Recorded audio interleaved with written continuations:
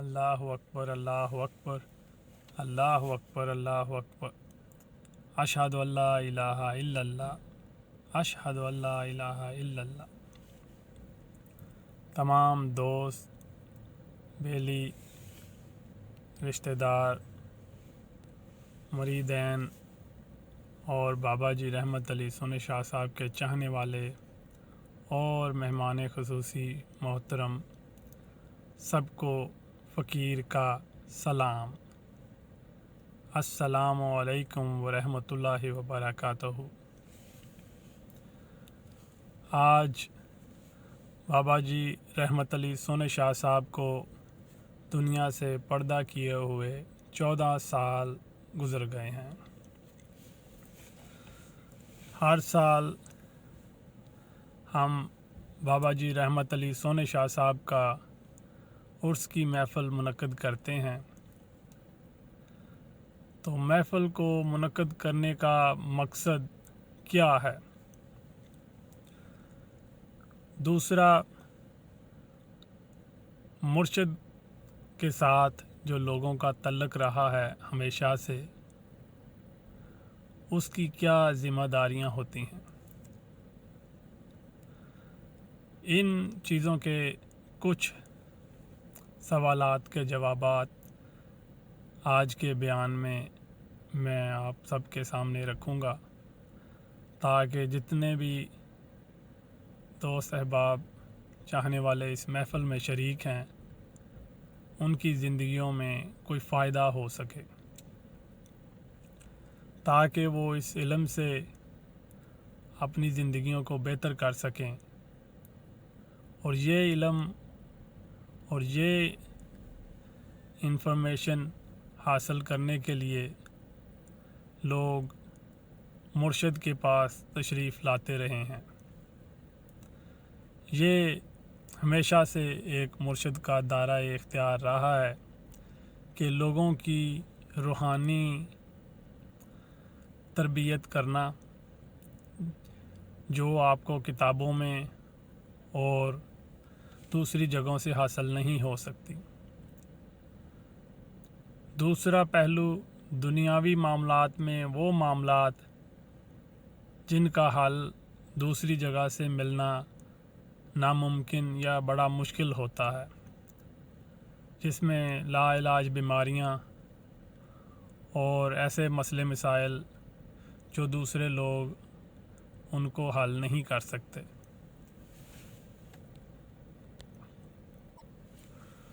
تو عرس پاک کی محفل کو سال میں ایک دفعہ منانے کا کیا مقصد ہے؟ کافی لوگوں کے ذہن میں یہ سوال آتا ہے، اور جو لوگ اس عقیدے پہ یقین نہیں رکھتے، ان کو بھی یہ سوال جو ہے ان کے ذہنوں میں آتا ہے اور وہ پوچھتے ہیں، اور ظاہری بات ہے ان کو اس کا ایسا جواب نہیں ملتا جس سے وہ مطمئن ہو جائیں۔ لہٰذا میں ضروری سمجھتا ہوں کہ آپ لوگوں کو بھی اس سوال کا جواب پتہ ہونا چاہیے، اور اگر یہ میری آواز ان تک بھی کبھی نہ کبھی اس ریکارڈنگ کے ذریعے پہنچ جائے گی تو ان کو بھی فائدہ ہوگا۔ اصل میں بابا جی رحمت علی سونے شاہ صاحب اللہ پاک کے ایک نیک بندے تھے۔ انہوں نے نیک کام کیے اور اس دنیا میں نیک کام کر کے دکھائے، آپ صلی اللہ علیہ وسلم کے طریقہ کار پہ چل کے دکھایا، اور اللہ پاک نے ان پہ اپنی خاص رحمت اور فضل سے ان کو نوازا۔ لہٰذا ان کا عرس کی محفل منانے کا مقصد یہ ہے کہ تاکہ ہم ان کی زندگی سے کچھ سیکھ سکیں۔ جو عمل وہ کرتے رہے، ظاہری بات ہے ہم نے وہ صرف سن رکھے ہیں، لیکن انہوں نے ساری زندگی ان کاموں پہ عمل کیا، اور اللہ پاک نے ان کو کس کس نعمت سے نوازا، تاکہ آنے والی نسل اور جو لوگ سننے والے ہیں ان کو بھی یہ شعور پیدا ہو کہ نماز پڑھنے سے کیا फ़ائدہ ہوتا ہے، قرآن پاک پڑھنے سے کیا फ़ائدہ ہوتا ہے، اللہ پاک کا ذکر کرنے سے کیا فائدہ ہوتا ہے، روزے رکھنے سے کیا فائدہ ہوتا ہے، اور جتنے بھی اللہ والے کام ہیں ان کو کرنے سے کیا فائدہ ہوتا ہے۔ کیونکہ آج کل کوئی بھی اس پہ زیادہ عمل نہیں کر رہا، اتنی گہرائی میں اتنا زیادہ عمل نہیں کر رہا، جس کی وجہ سے کوئی نتیجہ دوسرے لوگوں کو ملنا، ان کو اس کا رزلٹ نہیں نظر آتا، تو وہ پھر سمجھتے ہیں کہ یہ بے معنی چیزیں ہیں، آپ اپنا وقت ضائع کر رہے ہیں۔ اور وہ جو پھر بزرگ گزر گئے ہیں انہوں نے بھی اپنا وقت ضائع کیا ہے۔ لہٰذا آج چند چیزیں بابا جی رحمت علی سونے شاہ صاحب کی زندگی کی آپ کے سامنے رکھوں گا، جو میں نے خود دیکھی، اور میں نے ان کے ساتھ تقریباً 20 سال زندگی گزاری، اور 20 سال میں جو دیکھا وہ آپ کے سامنے رکھوں گا۔ بابا جی رحمت علی سونے شاہ صاحب کی ایک عادت تھی کہ وہ ہر روز ایک پارہ جو ہوتا ہے قرآن پاک کا وہ روز پڑھا کرتے تھے، اور مہینے میں انہوں نے ایک قرآن پاک ختم کرنا ہے۔ تو ان کے پاس ایک ڈائری تھی، تو وہ ڈائری میں وہ لکھ دیتے تھے، اور اسی طرح یہ سلسلہ جاری رہا۔ انہوں نے کوشش کی تھی کہ ظہر سے عصر کے درمیان وہ پڑھا کرتے تھے، باہر درخت کے نیچے وہ بیٹھ جاتے اور وہ پڑھا کرتے۔ یہ ان کی زندگی کی روٹین رہی۔ اگر ایک دن ناگا ہو جاتا تو وہ پھر اگلے دن 2 پڑھ لیتے۔ اس طرح انہوں نے اس مہینے میں ایک قرآن پاک کو ختم کرنے کی جو روٹین بنائی رکھی، اس کو انہوں نے جاری رکھا۔ یہ آپ کی زندگی کا ایک جو روٹین رہی ہے۔ اس سے جو لوگ ان سے محبت کرتے ہیں، ان کے مریدین ہیں، ان سے عقیدت رکھتے ہیں، ان کے لیے یہ بات، تاکہ انہیں پتہ ہو کہ بابا جی رحمت علی سونے شاہ صاحب یہ کام کرتے رہے ہیں، اور تاکہ اگر وہ چاہیں تو ان کے اس طریقہ کار پہ عمل کر سکتے ہیں۔ جب تک آپ قرآن پاک کو نہیں پڑھیں گے، بار بار نہیں پڑھیں گے، آپ کو سمجھ نہیں آئے گی۔ تو آپ نے اپنی زندگی میں قرآن پاک کو بار بار پڑھا، پھر جس بات کی سمجھ نہیں آتی تھی وہ اس کو اپنی ڈائری میں لکھ لیتے تھے، پھر ان الفاظ کے ترجمے جو تھے وہ ڈکشنری سے وہ حاصل کرتے، اور پھر ان کو قرآن و سنت کی روشنی میں دیکھتے۔ تو اس طرح انہوں نے اپنی زندگی میں قرآن پاک سے بہت سا علم سیکھا، جو انہوں نے دوسرے لوگوں کو سکھایا۔ جو لوگ پڑھے لکھے ہیں، شعور رکھتے ہیں، وہ بھی یہ عمل کر سکتے ہیں اور لوگوں کی خدمت کر سکتے ہیں، اور اللہ اور اس کے رسول کو راضی کر سکتے ہیں۔ اسی طرح ان کی زندگی کے اور بھی بہت سے کام جو وہ کرتے رہے، اور انہوں نے ان پہ عمل کیا، اور اللہ پاک نے بڑی اپنی خاص رحمت ان پہ عنایت کر رکھی تھی۔ ایک عمل انہوں نے اپنی ساری زندگی میں یہ کیا، انہوں نے ساری زندگی جب سے انہوں نے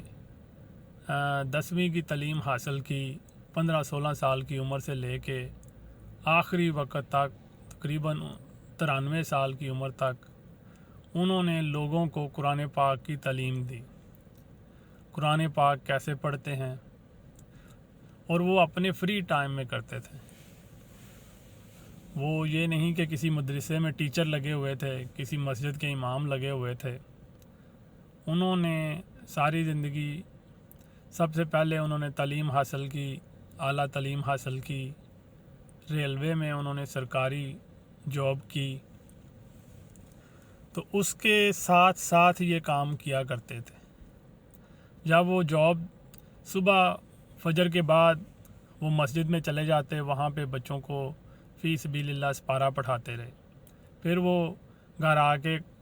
اپنا کھانا ناشتہ کر کے وہ کام پہ چلے جاتے۔ شام کو جب وہ آتے تو بچوں کو ٹیوشن پڑھاتے، فی سبیل اللہ، کبھی کسی سے کوئی معاوضہ نہیں لیا۔ یہ عمل وہ اپنی ساری زندگی کرتے رہے۔ اپنے فری وقت میں وہ بچوں کو قرآن پاک کی اور دوسری دنیاوی ہنر کی تعلیم بھی دیتے رہے، اور پھر جہاں پہ ان کا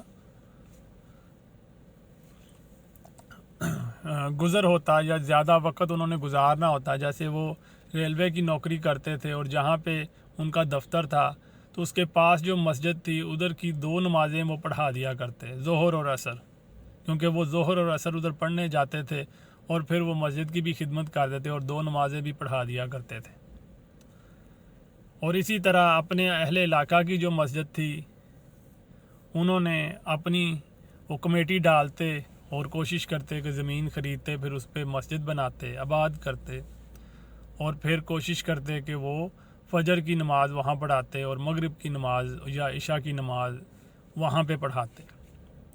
فی سبیل اللہ۔ اس کے عوض انہوں نے ساری زندگی کوئی معاوضہ نہیں کسی سے لیا، نہ مسجد کا یا مدرسے کا کوئی چندہ انہوں نے اپنی ذات پہ خرچ کیا ہو۔ جو بھی خرچ کیا انہوں نے، جو اپنی کمائی اللہ پاک کی مہربانی سے اس میں سے مسجد اور مدرسے کے لیے خرچ کیا۔ یہ ان کی زندگی کا طریقہ کار رہا ہے۔ تو اس سے جو ان کے محبت کرنے والے، چاہنے والے ہیں، ان کے لیے سبق ہے کہ محنت کریں، کمائیں اور اللہ پاک کی راہ میں خرچ کریں، مسجد پہ خرچ کریں، مدرسے پہ خرچ کریں،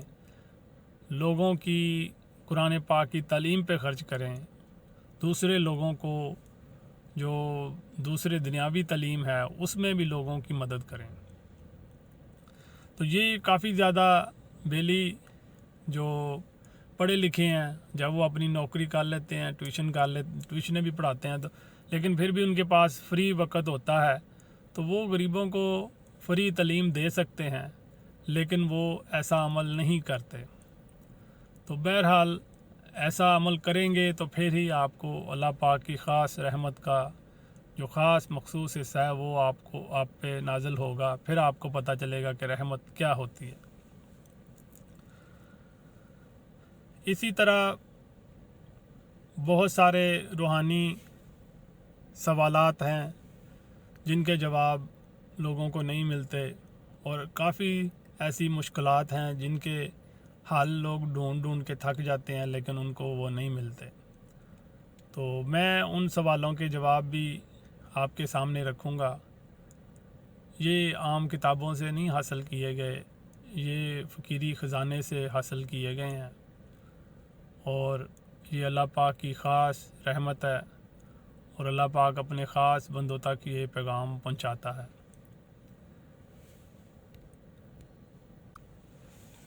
ایک سوال، ماں باپ جو ہیں وہ بہت پریشان رہتے ہیں کہ ان کے بچے ان کا کہنا نہیں مانتے، تو وہ چاہتے ہیں کوئی ایسا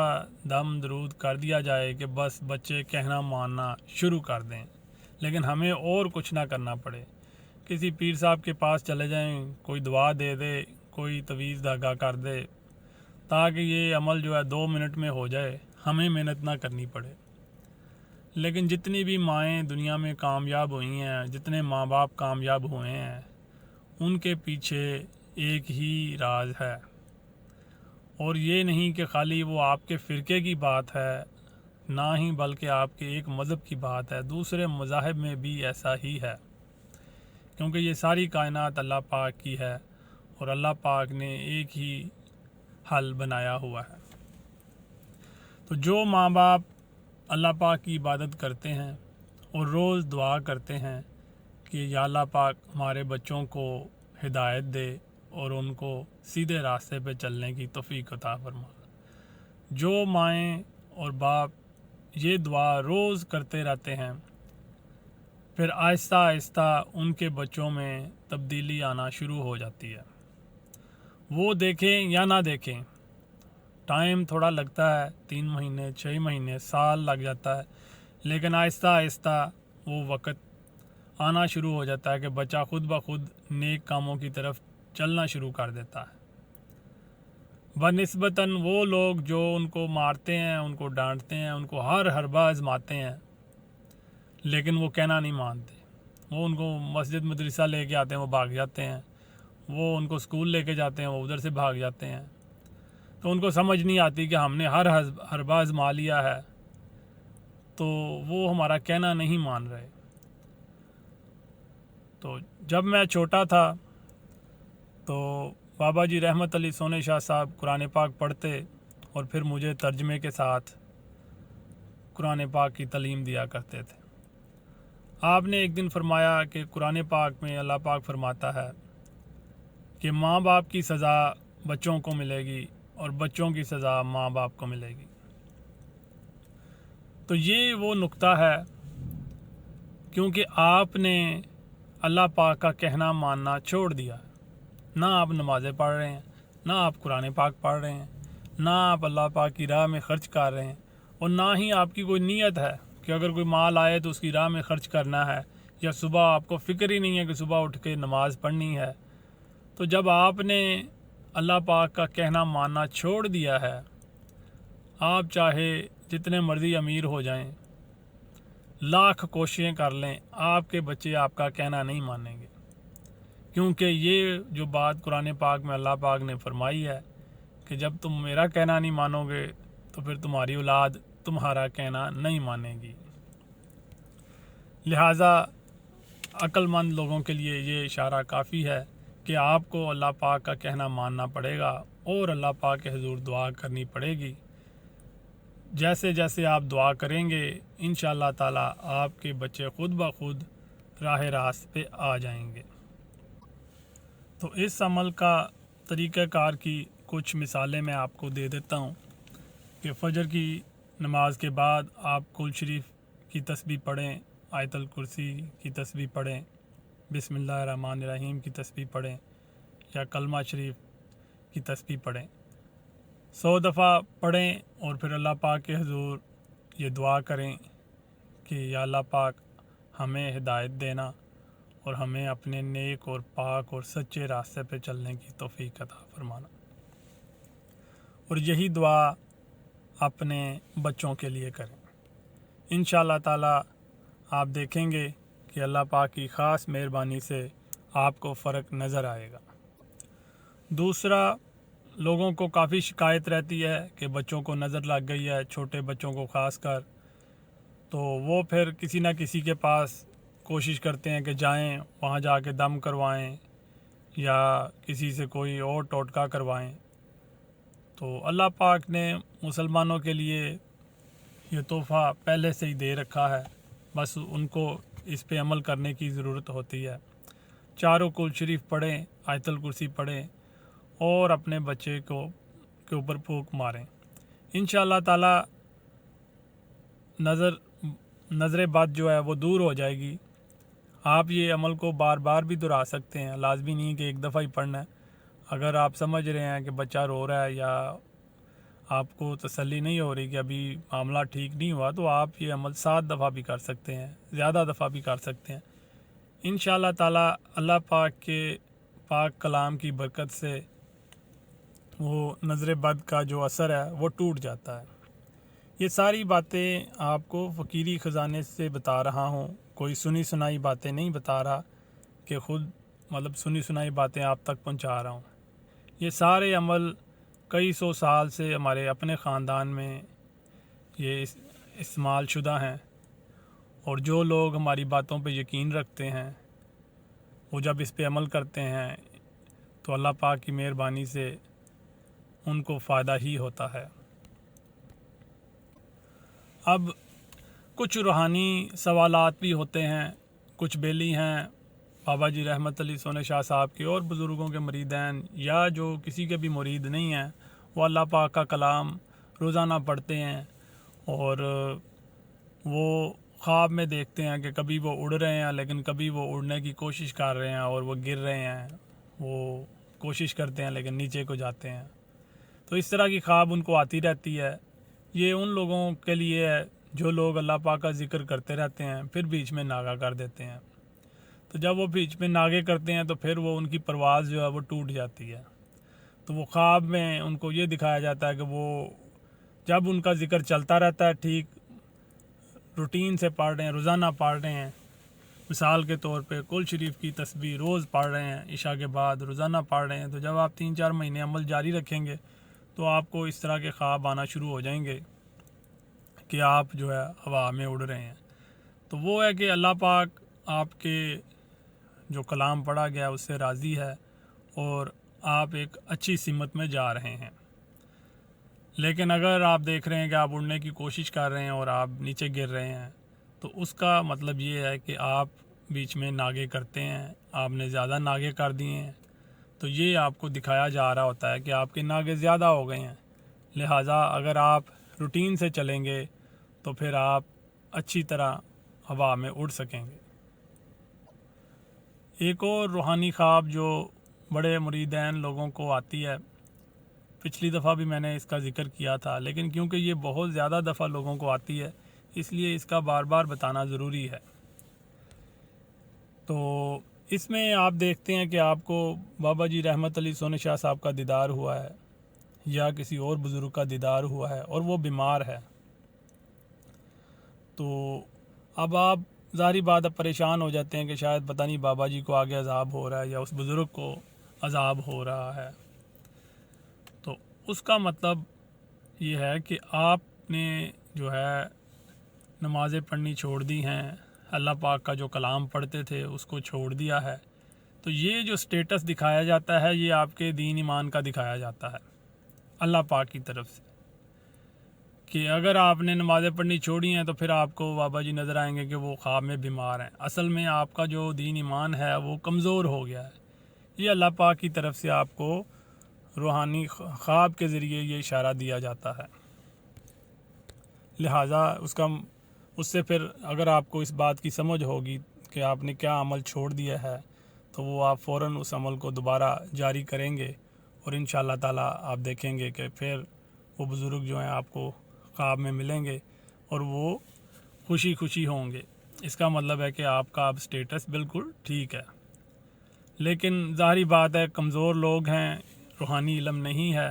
تو وہ اسی بات کو یہی سمجھتے جاتے ہیں کہ آج ہمیں بابا جی کا دیدار ہو گیا، بڑا اچھا دن تھا، تو وہ اس بات کو سمجھ نہیں پاتے کہ ہر چیز جو خواب میں دکھائی جاتی ہے اس کا ایک مطلب ہوتا ہے، اور وہ مطلب آپ کے رتبے کے حساب سے دکھایا جاتا ہے۔ یہ جو پہلی خواب بتائی ہے بزرگوں کا بیمار خواب میں ملنا، یہ عام لوگوں کے لیے ہے۔ جو تھوڑے سے خاص ہیں، جو اس سے پہلے بات بتائی ہے، جو ہوا میں اڑتے ہیں، وہ اس سے زیادہ خاص لوگوں کے لیے ہے، جو کم از کم گھنٹہ 2 ذکر روز کرتے ہیں، یہ ان کی بات کر رہا تھا۔ اس سے بھی خاص ہیں، لیکن ظاہری بات ہے وہ باتیں صرف ان لوگوں کے لیے ان کے ساتھ ہی کی جا سکتی ہیں، اس طرح پبلک میں نہیں بتائی جا سکتی۔ اسی طرح کچھ بیلی ہیں، ان کو خواب میں آپ صلی اللہ علیہ وآلہ وسلم کا دیدار ہوتا ہے، وہ سمجھتے ہیں کہ ہمیں دیدار ہوا ہے، لیکن خواب میں وہ دیکھتے ہیں کہ وہ ان کا جو معاملات ہیں وہ نبی کریم صلی اللہ علیہ وآلہ وسلم سے پیش آیا ہے۔ اس کی میں ایک مثال دیتا ہوں۔ ایک ٹیچر آیا بابا جی رحمت علی سونے شاہ صاحب کے پاس، 2010 کی بات ہے، کوئی پرانی بات نہیں ہے، تو وہ اسی علاقے کا رہنے والا تھا۔ تو اس نے بتایا کہ اس کی 15 سال کی جو اسٹوڈنٹ ہے جس کو وہ 10ویں کی تیاری کرا رہا ہے، وہ اللہ کی بہت بڑی ولی بن گئی ہے۔ تو بابا جی رحمت علی سونے شاہ صاحب نے کہا کہ بھئی اس علاقے میں میں رہتا ہوں، اگر کوئی بھی ولی بنتا ہے یا اتارا جاتا ہے تو مجھے ضرور اللہ پاک کی طرف سے پہلے بتایا جاتا ہے، تو مجھے ایسی کوئی اطلاع نہیں ملی، تو آپ نے کس بنیاد پہ اس کو اللہ کا ولی بنا دیا ہے؟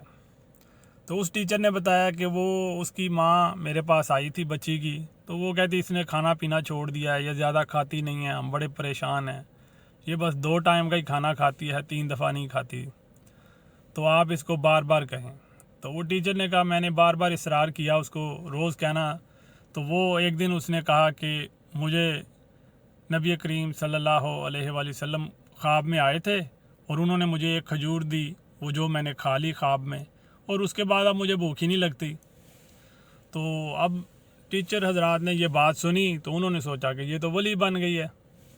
تو وہ الٹا اس کو پڑھانے کی بجائے اس کی خدمت میں آ گئے۔ تو جب یہ بات میرے تک پہنچائی گئی، پھر میں ان کو لے کے بابا جی رحمت علی سونی شاہ صاحب کے پاس آیا، تو پھر بابا جی رحمت علی سونی شاہ صاحب نے بتایا کہ ایسی بات نہیں ہے، وہ جو ان کو خواب آئی ہے اس محترمہ کو، کہ وہ اللہ پاک کی طرف سے اشارہ ہے کہ ان کی جو کمائی ہے، اس کا جو والد کمائی کرتا ہے وہ حلال ہے،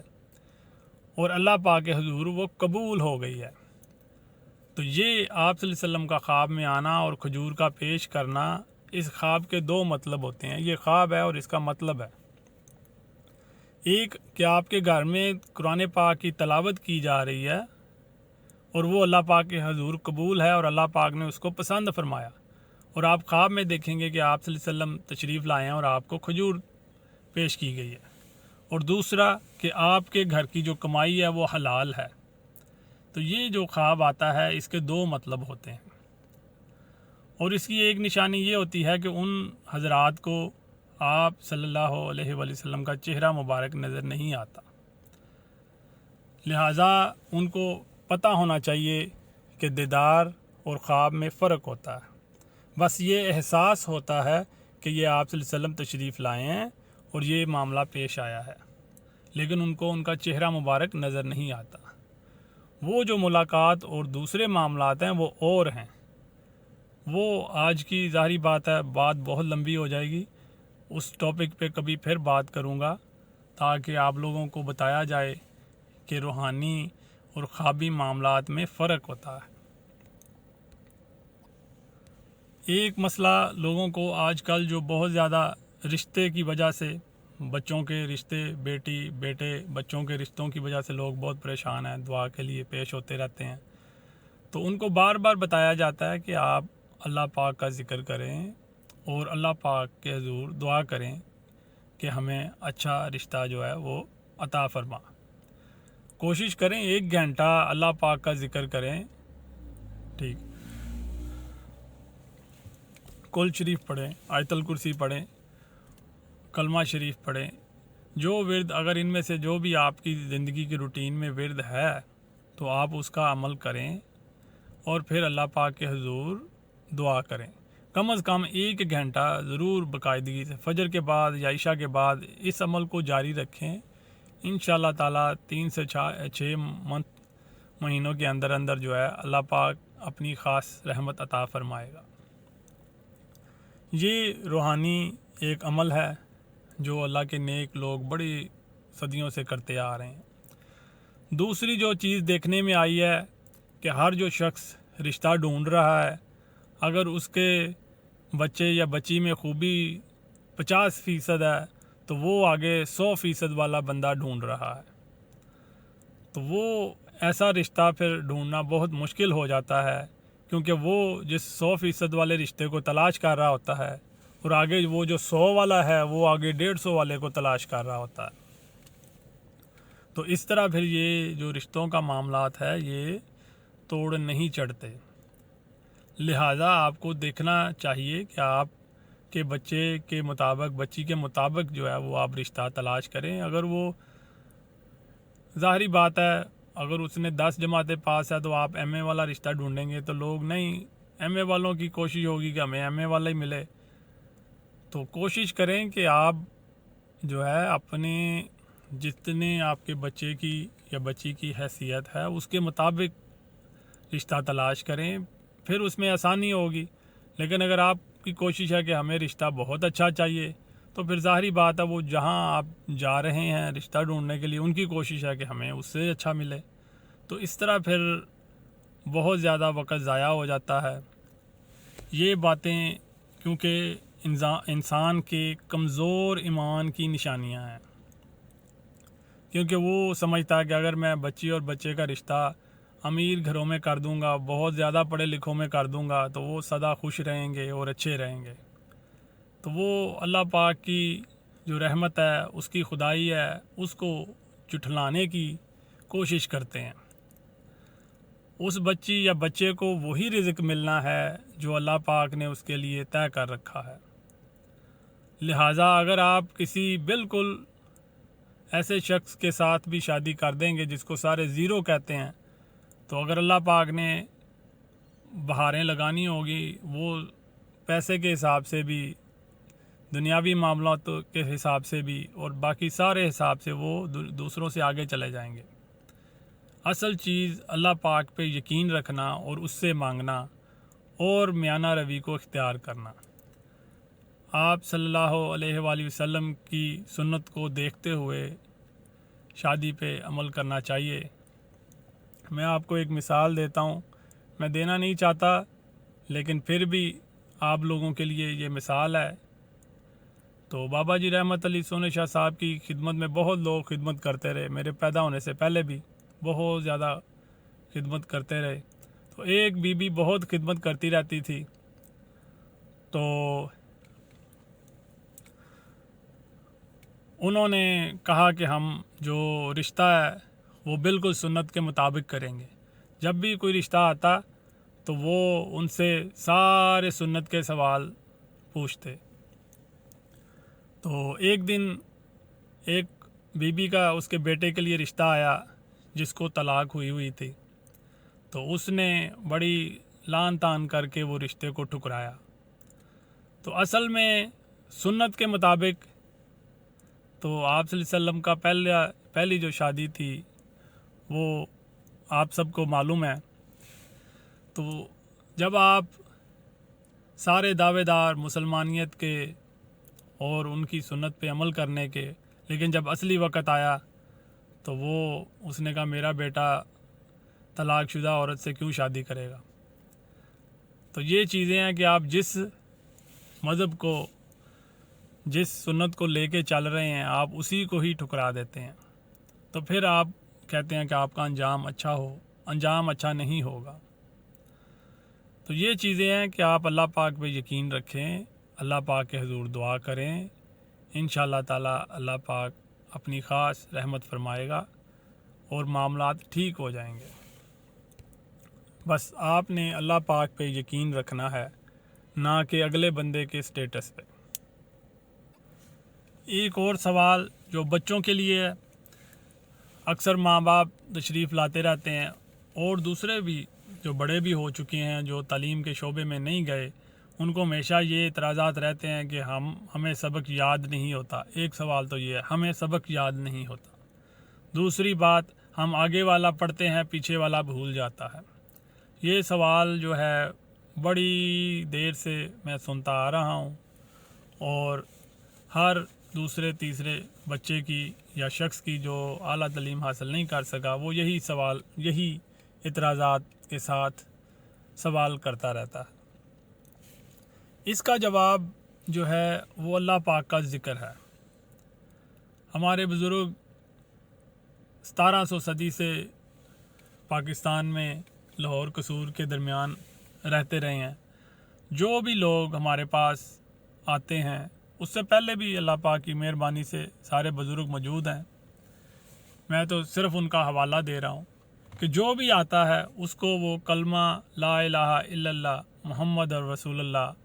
پڑھنے کا کہتے۔ یہ ہمیشہ سے چلتا آ رہا ہے، بڑی صدیوں سے چلتا آ رہا ہے۔ جو مریدین، جو شخص مسلمان ہوا، اس کو وہ کہتے کہ جب بھی تم فارغ ہو کثرت کے ساتھ کلمہ شریف پڑھتے رہو۔ یہی ورد جو ہے اور بھی بزرگان دین جو ہیں انہوں نے اسی کی تعلیم دی، جس میں حاجی نوشا گنج بخش رحمۃ اللہ علیہ، سلطان باہو رحمۃ اللہ علیہ، سیدنا غوث پاک سرکار رحمۃ اللہ علیہ، دادا صاحب رحمۃ اللہ علیہ، یہ سارے بزرگ جو ہیں ان کے پاس جو بھی تشریف لے کے جاتا اس کو وہ یہی فرماتے کہ آپ کلمے کا ورد کریں، ہر وقت جب فارغ بیٹھے ہوئے ہیں تو کلمہ پڑھیں۔ لہٰذا اب سائنسدانوں نے دیکھا، انہوں نے تجربہ کیا کہ جو بچے اللہ پاک کا ذکر کر رہے ہیں اور دوسرے بچے جو خالی سبق یاد کر رہے ہیں، ان میں فرق کیا ہے۔ ابھی یہ امریکہ میں سائنسدانوں نے تجربے کیے تو ثابت ہوا جو بچہ روز ایک تسبیح کلمہ شریف کی پڑھ رہا ہے یا اللہ پاک کے ذکر کی کر رہا ہے، اس کی یادداشت زیادہ ہو گئی ہے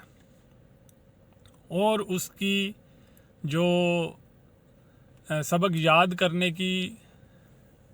جسے کہتے ہیں ایبلٹی ہے وہ زیادہ ہو گئی ہے بنسبتاً دوسرے جو ذکر نہیں کرتے. تب وہ اس نتیجے سے پہنچے کہ یہ ذکر میں بھی برکت ہے اور اس کو جو پڑھتا رہتا ہے اس کی یادداشت بھی تیز رہتی ہے, اس کا حافظہ بھی تیز رہتا ہے اور وہ زیادہ سبق بھی یاد کر سکتا ہے. تو بہرحال جو لوگوں کو بزرگوں کی باتوں پہ یقین نہیں ہے, کم از کم وہ ان سائنسدانوں کی رپورٹ جو ہے وہ پڑھ سکتے ہیں کہ جو لوگ ذکر کرتے رہتے ہیں ان کے حافظے جو ہیں وہ اچھے ہیں دوسروں کی نسبت. تو اگر آپ کے بچوں کو سبق نہیں یاد ہوتا ہے یا نہیں ہوتا ہے, کوشش کریں کہ آپ اپنے بچوں کو صبح وہ اٹھیں, ان کو منہ ہاتھ دلوائیں, انہیں کہیں کم از کم ایک تسبیح جو ہے وہ کلمہ شریف کی پڑھیں. اور یہ ہمارے گھر کا ایک طریقہ کار بھی رہا ہے, اور خالی ہمارے گھر کا نہیں. بابا جی رحمت علی سونے شاہ صاحب نے صبح اور شام کو 2 ٹائم اپنا ایک روٹین بنائی ہوئی تھی. جو بھی آ گیا صبح اس کو انہوں نے کہنا وضو کر کے آؤ, اور وہاں پہ تسبیحاں اور گٹھلیاں رکھی ہوتی تھیں, اور جو ذکر وہ کر رہے ہوتے تھے وہ کہتے تھے یہ ذکر آپ کریں بیٹھ کے ادھر. صبح بھی شام بھی ہر روز جو بھی آئے اس کے لیے, جو مہمان آئے جو ملنے آئے سب کے لیے یہ ایک ہی دعوت ہوتی تھی. اور جو اس پہ عمل کرتے رہے ہیں اللہ پاک کی مہربانی سے ان پہ بڑا اللہ پاک کا خاص کرم ہوتا رہا ہے. اس کرم کی بات میں نہیں کرنا چاہتا, جو کرے گا وہ خود دیکھ لے گا. اور اس بات کی گواہیاں اور نشانیاں جو بابا جی رحمت علی سونے شاہ صاحب سے بڑے محبت کرنے والے بیلی ادھر بیٹھے ہوئے ہیں وہ اللہ پاک کی اس رحمت سے خاص مالا مال ہیں, اور وہ راضی ہیں اور وہ بڑے خوش ہیں. وہ اللہ پاک کا ذکر کرتے ہیں, اللہ پاک اپنی خاص رحمت ان پہ عنایت کر رہا ہے اور دوسرے شخصوں کو بالکل معلوم نہیں ہے. ایک اور چیز, آج کل عورتوں کو چھاتی کا کینسر ہو رہا ہے. بہت زیادہ لوگ میرے پاس آ رہے ہیں, دعا کرانے کے لیے آ رہے ہیں, پوچھنے آ رہے ہیں کہ یہ کیا معاملات ہو گئے ہیں جس کی وجہ سے عورتوں کو چھاتی کا کینسر ہو رہا ہے اور جوان عورتیں جو ہیں وہ موت کا شکار ہو رہی ہیں. تو یہ جو چیز ہے پہلے یہ یورپ ملکوں میں, امریکہ جیسے ملکوں میں وہاں پہ ہوا کرتا تھا اور کافی دیر سے ہو رہا تھا, لیکن یہ پاکستان جیسے ملک میں نہیں تھا, لیکن اب بہت زیادہ تیزی سے پھیل گیا ہے. تو اس کی وجوہات یہ ہے کہ جب یہ دوسرے ممالک میں پھیلا تو انہوں نے دیکھا کہ یہ عورتیں جو ہیں پلاسٹک کی بوتل میں پانی پیتی ہیں اور پھر اس کو رکھ دیتی ہیں. پھر سائنسدانوں نے تجربے کیے کہ وہ جو پانی پڑا رہا ہے, دھوپ میں پڑی رہی ہے بوتل پانی والی, اس میں بوتل کے ساتھ جو کیمیکل تھے, پلاسٹک کی بوتل کے کیمیکل اس پانی میں چلے گئے ہیں, اور یہ عورتیں جو تھیں وہ اسی بوتل سے پانی دوبارہ پی لیتی ہیں. تو وہ کیمیکل ان کے اندر جاتے رہتے ہیں جس کی وجہ سے یہ چھاتی کا کینسر ہوتا تھا. اب پاکستان میں تو ایسا ماحول نہیں ہے. دوسرے ممالک میں یہ عورتیں گاڑیاں چلاتی ہیں تو گاڑی میں وہ جو بوتل چھوڑتی تھیں نا, وہ ادھر پیا, اگلے دن پھر بچوں کو اسکول چھوڑنے گئے تو بوتل ادھر ہی ہوتی تھی, پھر پانی کا ایک گھونٹ لگا لیا. اسی طرح وہ بوتل 3-4 دن چلاتی تھی, لیکن سارا دن جب وہ گرمی پڑتی رہتی تھی, دھوپ کی تپش پڑتی رہتی تھی, تو وہ بوتل کے پلاسٹک کے جو کیمیکل ہیں وہ پانی کے اندر شامل ہو جاتے تھے پگھل کے, جو کہ آنکھ سے نظر نہیں آتے, جس کی وجہ سے ان کو یہ کینسر ہو رہا تھا. اب پاکستان میں دیکھا گیا کہ بھئی وہاں پہ تو عورتیں گاڑیاں نہیں چلاتی اور نہ ہی پانی کی بوتل جو ہے وہ گاڑیوں میں رکھتی ہیں. تو اس پہ کافی میں نے جو ہے ریسرچ کی اور اس نتیجے پہ پہنچا کہ پاکستان میں یہ عورتیں جن کو ہو رہا ہے, یہ معاملات ہو رہے ہیں, وہ بوتلیں پی رہی ہیں. بوتلوں سے مراد ہے یہ جو پیپسی ہے, کوکا کولا ہے, جو بھی ہے, 7 اپ ہے, وہ پلاسٹک کی بوتلوں میں وہ بوتلیں آتی ہیں, اور ان دکانداروں نے وہ بوتلیں اپنی دکان کے باہر ہی رکھی ہوئی ہیں یا گوداموں میں ویسے ہی رکھی ہوئی ہیں, اور دھوپ ان پہ پڑ رہی ہے. تو جب 30 ڈگری سے زیادہ ٹمپریچر ہو جاتا ہے تو وہ پلاسٹک کا کیمیکل خود بخود خارج ہو کے اس بوتل کے اندر چلے جاتا ہے, اور جب آپ پی رہے ہیں تو وہ پھر آپ کو چھاتی کے کینسر جیسی بیماری لگ رہی ہے. لہٰذا اگر آپ ایسی بیماری سے بچنا چاہتے ہیں کوشش کریں کہ پلاسٹک کی بوتل میں جو بھی چیز آ رہی ہے اس کو نہ پئیں، جس کی آپ کو پوری تصدیق ہے کہ اس کو دھوپ میں نہیں رکھا گیا اس کو تو آپ استعمال کر لیں، لیکن جو آپ کو پتہ ہے چھوٹے دکانداروں کی دکانوں کے باہر ہی ڈھیر لگا ہوا ہے یا وہ ٹرک پہ لے کے آ رہے ہیں تو ٹرک کو انہوں نے کور ہی نہیں کیا ہوا تو اس کے اوپر دھوپ پڑ رہی ہے اور ظاہری بات ہے جب دھوپ پڑ رہی ہے تو پھر وہ ان کے اندر جو ہے نا وہ معاملات خراب ہو رہے ہیں۔ کوشش کریں یہ جو شیشے کی بوتل ہے اس میں جو چیزیں آتی ہیں پھر وہ پئیں، پلاسٹک والی میں نہ پئیں۔ اور گھر میں بھی جب آپ بوتل پلاسٹک کی میں پانی بھر کے فریج میں رکھتے ہیں اور اس کے بعد بوتلوں کو آپ باہر دھوپ میں چھوڑ دیتے ہیں یا سین وغیرہ میں چھوڑ دیتے ہیں تو اس کا استعمال نہ کریں۔ پھر اگر استعمال کریں تو پھر کوشش کریں کہ اس کو فریج میں رکھیں، استعمال کریں اور پھر واپس فریج میں ہی رکھیں،